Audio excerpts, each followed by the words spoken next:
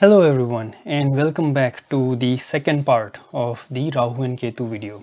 In the first part we basically saw how Rahu and Ketu are actually mathematical points and they are not true planets, and we also saw how those points are calculated or how these points are actually created in the zodiac.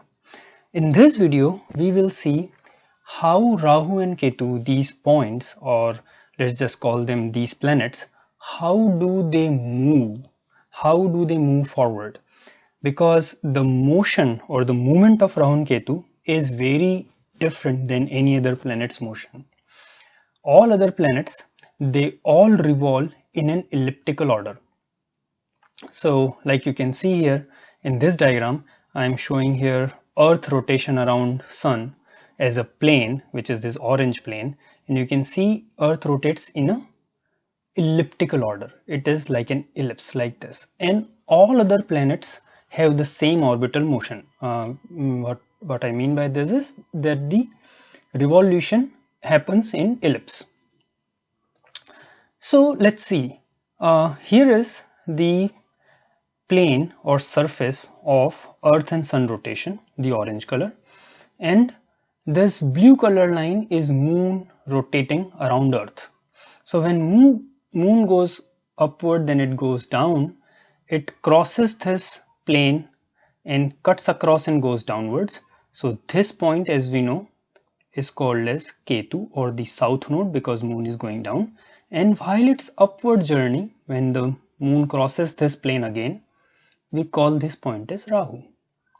So these are one point of Rahu and Ketu. Now let's try to plot the second, third, fourth and so on points of this intersection between moon and sun's plane and see how these points line up. So in this picture I have drawn three consecutive points of Rahu and Ketu intersection.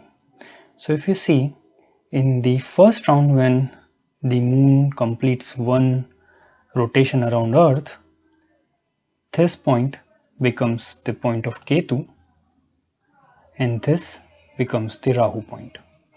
Then when the moon starts the second rotation, the second point of intersection are these, and then so on the third. Similarly, we have these multiple point of intersection of Rahu. And if you join these points, you will find that these points do not fall either in a straight line or in a uniform curve.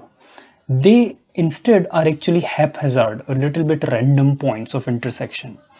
And this happens because primarily the moon's orbit around Earth is of an elliptical order. So the radius of this curvature is not fixed. So sometimes the radius is only this much, sometimes the radius is much larger, and therefore the point of intersection also varies. It does not fall in an elliptical or circular order. So now if you just extend these intersection points, what you will see will be something like this. So these, the ones, are the Ketu Rahu points, and these are the Ketu points, or vice versa. And you will see that the points are not in a curve, they are not in straight line, and this random motion very much looks like that of a serpent. So no wonder our ancients have viewed Rahu and Ketu and given all the simile related to the snakes for them. Now in reality, the motion of Rahu and Ketu is actually even more complex. What happens is, and I will draw that a little bit here, that the Rahu and Ketu, when these points go in a random fashion, sometimes they move backward also, and then they move up front, and then the point goes backward, and then little bit. So you see this, the way I'm drawing it. So still the point remains that the point Rahu and Ketu move in a very haphazard way, almost like a snake. You don't know which the next where the next point of movement of snake could be. So secondly, if you just draw these points further, you just complete the drawing, you see what you will get. Suppose if I keep on moving this like this, you see the structure which we are getting. This structure pretty much resembles like a DNA. So you know, when the DNA, any picture of DNA you would have seen, the DNAs are always drawn like this, the two strands intersecting with each other. Similarly, Rahu and Ketu, when together, they, you know, when you draw all the points, the structure of those points will be very similar to that of a DNA. And just like DNA shows your, you know, genetic information, your historical, your ancestors or your family information, in the same way Rahu and Ketu shows the significance of your genetics, of your ancestry. Typically, Rahu is related to your paternal grandfather side, you know, your father's side's family, and Ketu is related with your maternal grandfather. So if Ketu is very well placed, you can basically say that your mother's side's family has been very well placed. And if Rahu is very well placed, you can easily say that your father's side family is very well placed. Especially so, if say Rahu has aspects of Jupiter or Guru, you know, the most spiritual planet.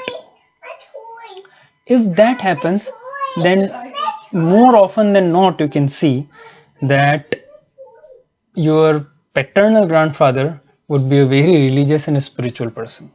And similar is the case with Ketu. So you see, just by looking at the movement or motion of Rahu and Ketu, we can see it is clearly related to DNA. Also, Rahu and Ketu has a great significance in spiritual life. So I will probably have to create a different video for this, but typically Rahu and Ketu, as we have seen earlier, they are the point where Sun, Moon and Earth, they all coincide or they all come in the same point. Now we know Sun is your soul, Moon is your mind, and Earth is your body.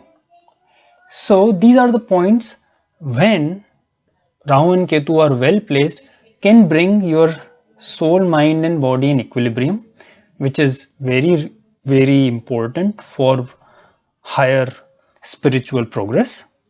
At the same time, if Rahu and Ketu are afflicted, if they are not well placed, they can tear apart your soul, mind and body completely.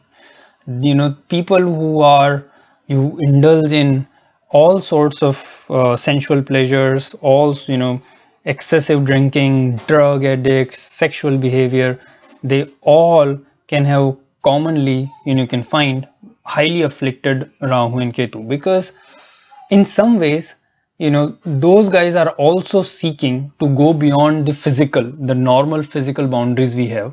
And there are two ways to do it. One, either you find the higher spiritual path where you break all the physical boundaries and go to the realm of higher consciousness, or you go to the realm of lower consciousness by indulging into all these kind of sensual things. But we will see sometime later. I'll create some video about this. So alright, I think we have achieved the objective of this video. We saw how the Rahu and Ketu move, why they are related to snakes, why they are related to spiritual energy, how they are related to our DNA, RNA.